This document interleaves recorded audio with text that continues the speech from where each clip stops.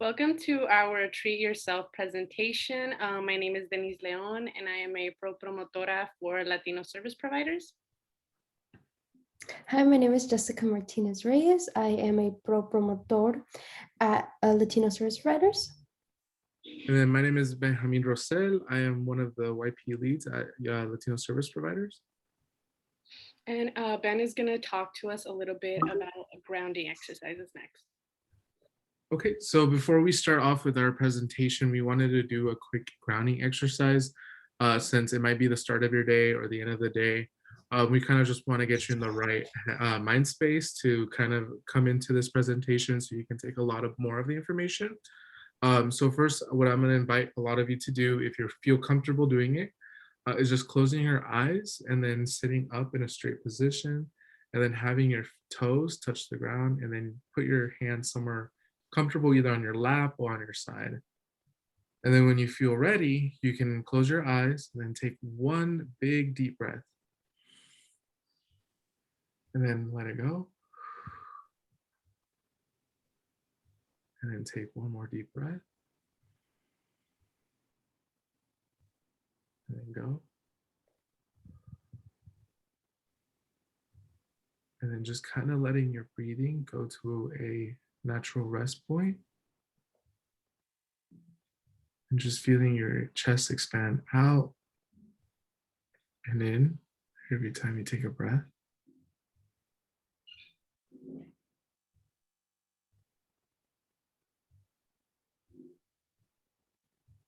And then we're just going to take a quick scan of the body, starting from the head, releasing any tension you might have on the shoulders, on your arms, or your fingers.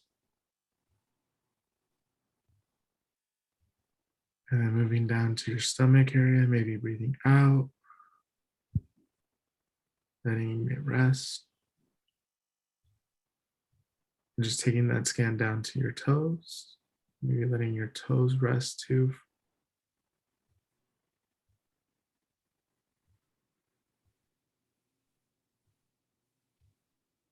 And just focusing on your breath.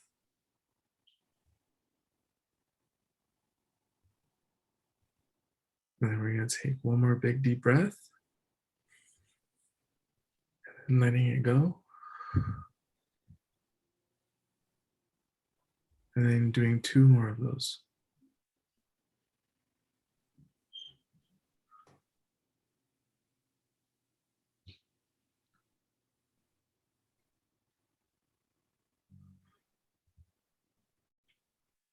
And then whenever you feel comfortable enough, just letting your eyes open slowly. And just letting yourself get used to your surroundings again. Okay. And then now just kind of also saying thank you to yourself for, taking that moment to ground yourself, take a moment to relax a little bit. And we hope that these techniques help you all. There is a quicker way to grounding yourself. As you can see there, we do have a kind of quick exercise, breathing in for 4, holding for 4, and then breathing out for 4. And then just doing that cycle over and over really helps you just focus on your breathing and letting your body relax. So we hope you all enjoy this presentation, and I'm going to pass it over to Denise. Thank you. I hope you are all feeling much more relaxed because I know that I am. Usually we would ask what self-care means to you, but right now I'm just going to share what it means to me and just think about what it means for you. So for me, self-care means anything where I'm outdoors, just soaking in the sun, just caring for my plants, anything of that sort. For you, that could mean hiking, baking desserts, gym class, or just hanging out with some friends while social distancing. The actual definition is any activity that we do deliberately in order to take care of our mental, emotional, and physical health. And so self-care is very important. We hope that you feel the same way by the end of this presentation. And I'm going to pass it over to Jessica. So I'm going to be talking about two types of self-cares, and then later on Denise is going to talk about the other two. So the two that I'm going to talk about today are physical and intellectual self-care. So physical, that could be exercising, nutrition. You can kind of planning out your meals, getting good sleep, at least the average of 8 hours, and drinking enough water, and resting. Resting is really important because we're always on the go. And then for intellectual, challenging yourself and following through, and then giving yourself space to process information and questioning what you learn. And I'll be passing it on to my compañera Denise. So I'm going to talk about social self-care as well as spiritual and emotional well-being. So starting off with social self-care, that could mean talking to a good friend or family member, anyone that you just feel comfortable enough to share what you're going through or how you're feeling. This could also mean letting go of negativity. So that could mean like if you feel just a negative thought creeping up, you just rethink and turn it into something positive. And this could also mean getting involved on campus with people that have similar interests. And as for spiritual and emotional well-being, this could mean using some grounding exercises like the one we tried earlier with Ben. This could also mean being in nature, practicing positive thinking or journaling or creating art if you are an artistic person or you just like to write down your feelings. This could also mean creating a playlist that makes you feel motivated. I love creating playlists, so I know that that helps me. And just music can always be very therapeutic. And now I'm going to be talking about why is it important to practice self-care. So it's very important because it helps us better cope with our daily stressors. It just helps us get through our days. And it also improves our immune system, increases our productivity, it gives us higher self-esteem, and it can help prevent depression as well as suicide. And right next to this, we can see an infographic titled The Power of Self-Care. It kind of goes over the same thing, types of self-care, benefits of self-care. It's all very important. And next, Ben is going to talk to us about some resources that we can use. Okay, moving on to the resources, we're going to talk a little bit about the resources that are available to everyone in Sonoma County.